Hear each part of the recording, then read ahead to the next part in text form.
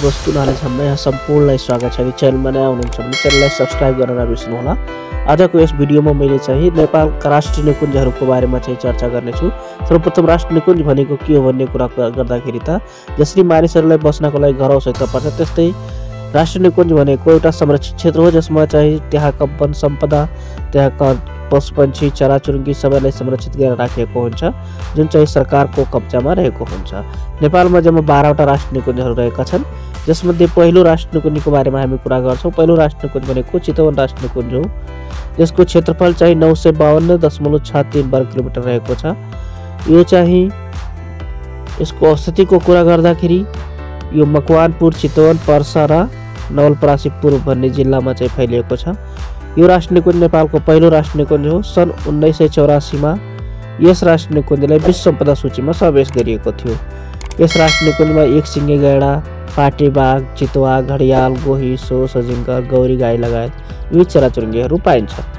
अब हामी अर्को कुरा गर्छौँ सगरमाथा राष्ट्रिय निकुञ्जको, जुन चाहिँ विक्रम सम्वत 2032 सालमा स्थापना भएको थियो। यसको क्षेत्रफलको कुरा गर्ने हो भने 1148 वर्ग किलोमिटर रहेको छ। यो चाहिँ सोलुखुम्बु जिल्लामा अवस्थित छ। सन् 1979 मा राष्ट्रिय निकुञ्जलाई विश्व सम्पदा सूचीमा समावेश गरिएको थियो। यस राष्ट्रिय निकुञ्जमा कस्त्री मृग, डाफे, हिमाली भालु, चिल्मे, कालिज, लालचुच्चे, हिउ, चितुवा आदि पाइन्छ। यो राष्ट्रिय निकुञ्ज नेपालको सर्वाधिक उचाइमा रहेको राष्ट्रिय निकुञ्ज हो। अब हामी लामटाङ राष्ट्रिय निकुञ्जको कुरा गर्छौँ, जुन विक्रम सम्वत 2032 सालमा स्थापना भएको थियो। यसको क्षेत्रफलको कुरा गर्ने हो भने 1710 वर्ग किलोमिटर रहेको छ। यो रसुवा, नुवाकोट, सिन्धुपाल्चोक गरी 3वटा जिल्लामा चाहिँ फैलिएको छ। कोरधारी जङ्गलमा पाइने एकमात्र पतझड सल्ला लामटाङ सल्ला यस निकुञ्जको विशिष्ट सम्पत्ति हो। यस राष्ट्रिय निकुञ्जमा चितुवा, हाब्रे, रातो पण्डा, कस्त्री मृग आदि पाइन्छन्। यो राष्ट्रिय निकुञ्ज जैविक विविधताका दृष्टिकोणले विश्वकै अग्रणी स्थानमा रहेको छ। त्यसैगरी हामी राणा राष्ट्रिय निकुञ्जको कुरा गर्छौँ। यसको स्थापना पनि 2032 सालमा भएको थियो। यसको क्षेत्रफल भनेको 106 वर्ग किलोमिटर रहेको छ। यो चाहिँ 2वटा जिल्लामा फैलिएको छ, मुगु र जुम्लामा। यो राष्ट्रिय निकुञ्ज भनेको नेपालको सबैभन्दा सानो राष्ट्रिय निकुञ्ज हो। यस राष्ट्रिय निकुञ्जमा हिमाली भालु, थार, बदेल, घोरल र विविध जातिका चुरुङ्गी पाइन्छ। त्यसैगरी बर्दिया राष्ट्रिय निकुञ्जको कुरा गर्ने हो भने यसको पनि स्थापना विक्रम सम्वत 2032 सालमा भएको थियो। यसको क्षेत्रफल भनेको 968 वर्ग किलोमिटरमा फैलिएको छ। यो चाहिँ बर्दिया जिल्लामा फैलिएको पाइन्छ। सुरुमा कडाली वन्यजन्तु आरक्षको रूपमा स्थापित यो निकुञ्ज पछि बर्दिया वन्यजन्तु आरक्ष बन्यो भने विक्रम सम्वत 2045 मङ्सिर 20 गते बर्दिया राष्ट्रिय निकुञ्जको रूपमा घोषणा भएको थियो। यस राष्ट्रिय निकुञ्जमा बाघ, भालु, चितुवा, कृष्णसार, बारासिङ्गे, घोडा, गधा, जरायो, जङ्गली हात्ती, गैंडा, गोही, सोस तथा विविध चराहरू पाइन्छन्। यो निकुञ्ज तराईका राष्ट्रिय निकुञ्जहरूमध्ये सबैभन्दा ठुलो राष्ट्रिय निकुञ्ज बर्दिया राष्ट्रिय निकुञ्ज हो। त्यसैगरी सेफोक्सुन्डो राष्ट्रिय निकुञ्जको कुरा गर्दाखेरि यसको स्थापना भनेको विक्रम सम्वत 2040 सालमा भएको हो। यसको क्षेत्रफल भनेको 3555 वर्ग किलोमिटर रहेको छ। यो 2वटा जिल्लामा फैलिएको छ, डोल्पा र मुगु। यो राष्ट्रिय निकुञ्ज नेपालको सबभन्दा ठुलो राष्ट्रिय निकुञ्ज हो। यस राष्ट्रिय निकुञ्जभित्र नेपालकै सबभन्दा गहिरो ताल सेफोक्सुन्डो ताल रहेको छ। यस राष्ट्रिय निकुञ्जमा हिउ, चितुवा, तिब्बती खरायो, नाउर, नीलो भेडा, कस्तुरी मृग, जङ्गली आग, तिब्बती गधा आदि पाइन्छन्। त्यसैगरी हामी खप्तड राष्ट्रिय निकुञ्जको कुरा गर्छौँ। यसको स्थापना भनेको विक्रम सम्वत 2042 सालमा भएको थियो। यसको क्षेत्रफल भनेको 225 वर्ग किलोमिटर रहेको छ। अवस्थितिको कुरा गर्दाखेरि बझाङ, बाजुरा, डोटी र अछाम जिल्लामा फैलिएको छ। यो राष्ट्रिय निकुञ्जमा रतुवा, कस्त्री मृग, घोरल, चरीबाघ, चितुवा, जङ्गली कुकुर, जङ्गली बिरालो साथै डाफे, मुनाल तथा सुन्दर चराचुरुङ्गी पाइन्छन्।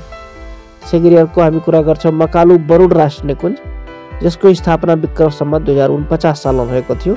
यसको क्षेत्रफलको कुरा गर्ने हो भने 1500 वर्ग किलोमिटरमा फैलिएको छ। यो चाहिँ सङ्खुवा, सभा र सोलुखुम्बु जिल्लामा फैलिएको छ। यो राष्ट्रिय निकुञ्ज विश्वका दुर्लभ वनस्पति र हिमाली कालो भालु जस्ता प्राणीहरूको लागि प्रसिद्ध छ। त्यसैगरी बाँके राष्ट्रिय निकुञ्जको कुरा गर्दाखेरि यो विक्रम सम्वत 2067 सालमा स्थापना भएको हो। यसको क्षेत्रफल भनेको 550 वर्ग किलोमिटर रहेको छ। यो बाँके, सल्यान र दाङ 3वटा जिल्लामा फैलिएको छ। नेपाल सरकारले बाघ संरक्षणका लागि अन्तर्राष्ट्रिय समुदायसँग गरेको प्रतिबद्धता अनुरूप बाघको व्यवस्थापन र जैविक मार्ग संरक्षण गर्ने उद्देश्यले बाँके राष्ट्रिय निकुञ्जको स्थापना भएको हो। यस राष्ट्रिय निकुञ्जमा बाघ, हुडा, सालक, चौसिङ्गा तथा विविध जातका चराचुरुङ्गी पाइन्छन्। यो निकुञ्ज पाटे बाघ र हात्तीको महत्त्वपूर्ण वासस्थानको रूपमा पाइन्छ। त्यसैगरी शुक्ला फाट राष्ट्र निकुञ्जको कुरा गर्दाखेरि यसको स्थापना भनेको विक्रम सम्वत 2031 सालमा भएको हो। यसको क्षेत्रफल भनेको 305 वर्ग किलोमिटर रहेको छ। यो कञ्चनपुर जिल्लामा अवस्थित रहेको छ। यस राष्ट्र निकुञ्जमा एक सिङ्गे गैंडा, पाटे बाघ, हात्ती, लघुना, गोही तथा विविध चराचुरुङ्गी पाइन्छन्। पहिले शुक्ला फाट वन्यजन्तु आरक्षको रूपमा घोषणा भएको विक्रम सम्वत 2073 फागुन 19 गते यो राष्ट्रिय निकुञ्जको रूपमा स्थापित भएको पाइन्छ। त्यसैगरी अर्को कुरा गर्छौँ हामी पर्सा राष्ट्रिय निकुञ्ज। यसको स्थापना भनेको विक्रम सम्वत 2040 सालमा भएको हो। यसको क्षेत्रफल 627.39 वर्ग किलोमिटर रहेको छ। यो चितवन, मकवानपुर, पर्सा गरी 3वटा जिल्लामा फैलिएको छ। यस राष्ट्रिय निकुञ्जमा साला, खुडार, चौसिङ्गा, पाटे बाघ, एक सिङ्गे गैंडा, गौरी गाई आदि पाइन्छन्। पर्सा वन्यजन्तु आरक्षको रूपमा पहिले घोषणा भएर 2074 जेठ 19 गते राष्ट्रिय निकुञ्जको रूपमा स्थापित भएको हो। त्यसैगरी हामी शिवापुरी नागार्जुन राष्ट्रिय निकुञ्जको कुरा गर्छौँ जुन विक्रम सम्वत 2058 सालमा स्थापना भयो। यसको क्षेत्रफल भनेको 159 वर्ग किलोमिटर रहेको छ। यो काठमाडौँ, नुवाकोट, सिन्धुपाल्चोक र धादिङ गरी 4वटा जिल्लामा फैलिएको छ। यो राष्ट्रिय निकुञ्जमा ध्वासे चितवा, आसामी बाँदर, सालक र विविध जातका जीवजन्तु पाइन्छन्। यो क्षेत्र काठमाडौँको खानेपानी आपूर्तिको मुख्य स्रोत हो। यस क्षेत्रमा प्रतिदिन करिब 10 लाख क्युबिक लिटर पानी उपलब्ध हुन्छ। हस्, thank you for watching this video. यो भिडियोको कुनै पनि प्रश्नमा केही समस्या छ भने कमेन्ट गर्न नबिर्सनुहोला। त्यसैगरी भिडियो मन परेछ भने लाइक, शेयर, सब्स्क्राइब गर्न नबिर्सनुहोला। यस्तै भिडियो हेर्नको लागि अथवा जानकारीमूलक भिडियो हेर्नको लागि मेरो च्यानलमा बनिराख्नुहोला। तपाईँको दिन शुभ होस्। हस्, थ्याङ्क यू।